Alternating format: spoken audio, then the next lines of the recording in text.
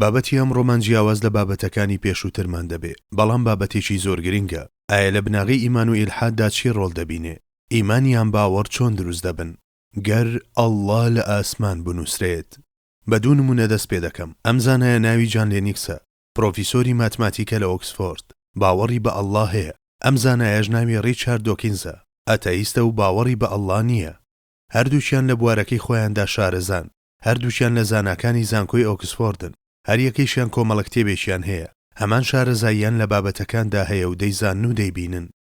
بەڵام یەکێکیان هەڵگری ئیمانە و ئەوی تریان بێ ئیمانە. هۆکاری ئەمە چییە؟ بابەتەکەمان ئەمەیە. هەر یەک لە لێنکیس و داوکینز جارجار لە بەردەم جەماوەرەکانیاندا دیبەیت دەکەن، بەڵام دیبەیت یەکێک لە ڕێگاکانی باوەڕهێنان نییە. گەرچی دەشێت لە دیبەیتەکاندا قەناعەت بە مرۆڤەکان بکەین یان دەمکوتیان بکەین، بەڵام ئیمان شتێکی ترە. بۆ نمونە گەر موعجیزەیەک ڕوو بدات و ئەڵڵا لە ئاسماندا بنووسرێت، ئایا مرۆڤەکان بەمە باوەڕ دەهێنن؟ نەخێر، چونکە گەر ئەڵڵا مۆڵەتی ئیمانهێنان بە مرۆڤەکان نەدات، ئەوان ناتوانن ببنە خاوەنی ئیمان.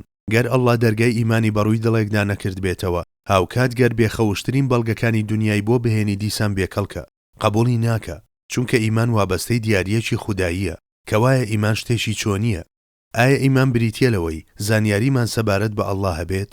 نەخێر، زانین بەس نییە.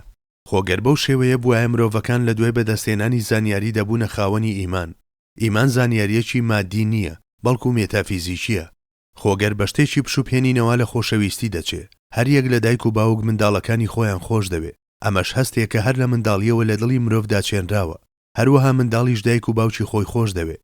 ئەم خۆشەویستیش پەیوەندی بە هەبوونی زانیاری یان ڕوخساری کەسەکانەوە نییە، بەڵکو پەیوەندیەکە لە نێوان دڵەکاندا دەئافرێنرێت.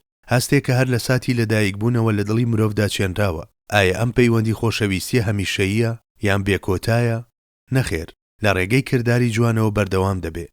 گەر منداڵەکان بێڕێزی و خراپەیان بەرامبەر دایک و باوکیان کرد، خۆشەویستیەکەیان لاواز دەبێت. ئیدی ئەو خۆشەویستیە مێتافیزیکیە لەناو دەچێت. هەندێک جار دایک و باوک خراپ دەبن. ئیدی منداڵەکان خۆشەویستیان بۆ ئەوان نامێنێ. ئیمانی شتێکی هاوشێوەیە، هەستێکی مێتافیزیکیە، نورێکە لە دڵی مرۆڤدا، ڕۆشنایی بە دڵی مرۆڤ دەدا. ئیمان هەم نورە هەم هێزە. ئیمان نورێکی هاوشێوەی خۆشەویستیە، لوتفێکی بێهاوتای خودایە لەگەڵ مرۆڤدا، بەخشینی فەزیلەتی ناسینی خۆیەتی کە بە مرۆڤی داوە. ئەڵڵا ئەم نورەی لە فیترەتی هەر یەک لە مرۆڤەکاندا چاندووە، واتە دیاریەکە هەر لە ساتی لەدایکبوونەوە لە دڵماندا لەدایک دەبێت. بەڵام هەڵگرتنی دیاریەکە زۆر قورسە. مرۆڤ بوونەوەرێکی زۆر سەیرە. بە حەیرانیەتیەوە تەماشای ئەم تابلۆیە دەکە. ئیدی دەستخۆشی لە هونەرمەندەکە دەکات و ستایشی دەکە. هەرگیز گومانیشی نییە لەوەدا کە ئەمە کاری هونەرمەندێکە. بەڵام کاتێک نۆرە دێتە سەر وێنە ڕاستەقینەکە، دەڵێ نەخێر، پێویست بە هونەرمەند و ئافرێنەر ناکە. واتە هونەرمەند بۆ کۆپیەکان پێویستە، بەڵام بۆ وێنە ڕاستەقینەکە پێویست ناکە. دەڵێت کۆپیەکان پێویستیان بە هونەرمەند هەیە، بەڵام وێنە ڕاستەقینەکان نا. بۆ نمونە ئەم ڕۆبۆتە تەکنەلۆژیای سەدەی 21ەمینە، دەیان ئەندازیار و دیزاینەر ڕەنجیان تێدا کێشاوە. ئایا تاکە مرۆڤێک لەم دنیایەدا هەیە کە بڵێت ئەم ڕۆبۆتە بەڕێکەوت دروست بووە؟ نەخێر، دەنا بەشێتی دەزانن. هەر بۆیە مرۆڤ بوونەوەرێکی زۆر سەیرە. لە کاتێکدا ئەندازیار و دیزاینەر بە پێویست دەزانێت بۆ ئەم ڕۆبۆتە، بەڵام بۆ داهێنەری ئەم ڕۆبۆتانە کە مرۆڤە دەڵێ پێویست بە بەدیهێنەر ناکە. بۆ نمونە پرۆفیسۆرێکی بواری پزیشکی کە تەمەنی لە لێکۆڵینەوەی جەستەی مرۆڤدا سەرف کردووە و کتێبگەلێکی نووسیوە دەشێت بڵێت مرۆڤ بێ هیچ ئافرێنەرێک بە درێژایی ملیاران ساڵ هەر لە خۆیەوە دروست بووە. هۆکاری ئەمەیش کوێربوونە، چونکە مرۆڤ لە هەلومەرجە ئاساییەکاندا دەتوانێت زۆر بەڕوونی و ڕاشکاوانە هەست بەبوونی ئەڵڵا بکات. تەنانەت هەموو هەوڵێکی سەلماندن و دەستپێشخەریەک بۆ بەڵگەهێنانەوە لە خودی خۆیاندا کۆمیدین. دەشێت بوونی من خەیاڵی بێ یاخود هۆلۆگرامێک بم، ئەمەیان بابەتێکی کراوەیە بەڕووی مشتومڕدا. بەڵام بوونی ئەڵڵا هەتا دوا ڕادەڕوون و ئاشکرایە. باشە، بەڵام بۆچی هەموو کەس هەست بەمە ناکە؟ دەیخاڵە جەوهەریەکەی ئەم بابەتەی شار لێرەیە. سێ هۆکاری کوێریەتی، سێ هۆکاری گرینگکەن کە دەبنە ڕێگر لە بەردەم ئیمانی مرۆڤدا. یەکەمیان عەوداڵ نەبوون و لێ نەکۆڵینەوە و مانەوە لە جەهلدا، واتە نکۆڵی کارانە مامەڵە بکەیت. بۆ نمونە ئێوە چوونەتە ناو پێشانگایەکی هونەریەوە، تەماشای هیچ کام لە تابلۆکان ناکەن. تەنانەت گەر تەماشاشیان بکەن دەڵێن ئەم تابلۆیانە سەرنجامی تێکەڵبوونی ڕەنگەکان هەر لە خۆیانەوە دروست بوون، یاخود دەڵێ دەمانە پێویستیان بە بەدیهێنەر نییە، چونکە لە سەرنجامی کۆمەڵە ڕووداوێکی هەڕەمەچی دروست بوون. ئیدی ئەوە هونەرمەندەکەیان چیە هەر بە خەیاڵیشت دانایە؟ ئایا ئەگەر ئێوە بەو شێوەیە مامەڵە بکەن، هونەرمەندی ئەو تابلۆیانە حەز دەکات ئێوە بدوێنێ یا حەز دەکات بتان بینێت؟ گەر مرۆڤ باوەڕ بە ئەڵڵا نەهێنێ دەشێ ئەمە هۆکارێک بێت. دووهەم هۆکار ستەمکاریە. ئەمەیان چەمکێکی زۆر بەرفراوانە لە هەمان پێشانگادان، بەڵام سەردانکارەکانی تر ناڕەحەت دەکەن، دەستڕێژیان لێ دەکەیت و بەردەوام پاشقوڵ لەم و لەو دەگری، پاڵبەم و بەوەوە دەنەی، سوکایەتی بە شاکارەکان دەکەیت و دەیانشێنی، هەروەها زیاتر لە حەقی خۆت لەو خواردانە دەخۆی کە لە پێشانگاکەدا پێشکەش کراون، یاخود ڕێگری دەکەیت لەوەی کەسانی تریش لێیان سوودمەند ببن. گەر من مرۆڤێکی لەم شێوەیە بم، هونەرمەندی پێشانگاکە حەز بە بینینی من ناکە، نایەوێ بیشی بینم. سێهەم هۆکار خۆ بە زلزانیە، هەموو کەسەکان لە خوارخۆتەوە دەبینیت، بچووک دەیان بینی، تەنانەت کە تەماشای تابلۆکان دەکەی هونەرمەندەکەیش بە چاوی سووک دەبینی، کارەکە نادیدە دەگری، ئیدی خۆت لە ئاستێکی زۆر بەرزتر لە سنووری خۆت دەبینی.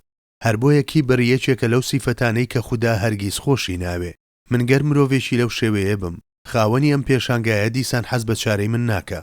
گەر لە مرۆڤێکدا عەوداڵیەتی نەبێ، ناوازەترینی شاکارەکانی خودا نادیدە بگرێ، هەروەها بڵێ هەموو شتێک بە شێوەیەکی هەڕەمەچی هەر لە خۆیانەوە دروست بوون، گەر لە نێو زوڵم و کیبردا بمێنێتەوە، ئەوە لە ئیمان بێبەش دەبێ. مادام وایە کۆکردنەوەی زانیاری لە دژی ئیلحاد و ئامادەکردنی فیلمی دۆکۆمنتاری کارێکی بێسوودە؟ نەخێر، بەڵکو بە پێچەوانەوە هەموو هەوڵێکی لەم شێوەیە دوعایەکە بۆ خۆی، بانکێشتێکە بۆ ئەوەی ئەڵڵا نووری ئیمان فڕێ بداتە دڵی مرۆڤەکانەوە. هەوڵێکی دوعایە و لەو ڕوانگەیەوە زۆر گرنگە، بەڵام زیاتر لەمە لە ڕێگەی ئەنجامدانی مشتومڕەوە یان ئەوەی بانگەشەی ئەوە بکەی کە بوونی خودا بۆ مرۆڤەکان دەسەلمێنی، بەم شێوەیە ئیمان ناچێتە دڵیانەوە. ئیمان لە ڕێگەی ئەو قسانەوە کە بانگەشەیان تێدایە لە دڵی مرۆڤدا دروست نابێ. ئیمان بەخششێکی ئیلاهیە کە سەرنجامی ویستێکی ناوەچی و بەدەستێنانی شایستەیی لە دڵی مرۆڤدا دروست دەبێ. ئیمان شتێکی لەم شێوەیەیە، گەر لەبوون نەکۆڵمەوە بەدیهێنەرەکەی نادیدە بگرم، هەروەها بێڕێزی پێ بکەم و خۆم لە زانست دوورە پەرێز بکەم، یاخود دواکەوتوانە مامەڵە بکەم، ئەوە ڕووناچیەکەی کەم دەبێتەوە. یان ئەوەی زاڵم و ستەمکارانە مرۆڤەکان ناڕەحەت بکەم، دەستدرێژیان بکەمە سەر، ئەمەشیان نورەکە کەم دەکاتەوە. ئەگەر کیبرم هەبێت و بە چاوێکی سووک تەماشای مرۆڤەکان بکەم لە خوار خۆمەوە بیان بینم، ئەمەیش دەبێتە ڕێگری ئەو نورە، کەواتە تاکە هۆکاری ئەوەی لە دڵەوە هەست بە بەدیهێنەرێکی ڕوون و ئاشکرای وەک پەروەردیگارمان نەکەم، مامەڵە و کردارەکانی خۆمە. دەنابوونی ئەڵڵا هێندەی ئەوەی لەسەر و هەموو شتێک و گومانێکەوە بێت ڕوون و ئاشکرایە. نیازی میسریش شعرێکی زۆر جوانی هەیە: گوێ لە قسەی نیازی بگرە، هیچ شتێک ناتوانێت ڕووی حەقدا بپۆشێ، لە جەنابی حەق ئاشکراتر نییە، بەڵام پەنهانە لە بێچاوەکان.